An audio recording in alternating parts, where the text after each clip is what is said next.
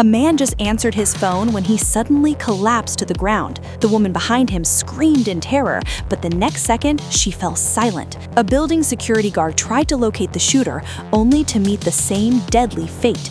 Within moments, 3 innocent civilians were executed one after another, and throughout it all, no one even knew where the shooter was. Welcome to the civilized city of New York. Afterwards, the FBI sealed off the scene. Zidane discovered a bullet had pierced through a billboard and struck the stone wall. He used infrared technology to measure the trajectory. Sure enough, he pinpointed the shooter's position from the bullet hole, but by the time they reached the location, the shooter had long since fled. Bell figured the suspect was a professional. No shell casings, cigarette butts, or any other evidence left behind. Only a professional hitman or military personnel could pull this off. However, background checks on the 3 victims revealed no connection between them whatsoever, suggesting the shooter was likely killing at random. Before long, police received another emergency call. This time, the crime scene had shifted from the commercial district to a residential area, and the death toll had jumped from 3 to 6. All were killed with a single shot in an extremely brutal manner.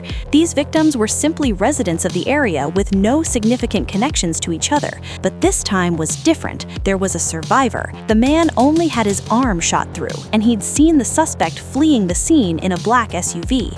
Police pulled security footage from the area. Judging by the time intervals between when the 6 victims were shot, there were likely 2 shooters. The bullets recovered from the scene also came from 2 different types of guns, but these clues still weren't nearly enough to identify the suspects. Just as the 2 agents were struggling with the case, the shooters struck again.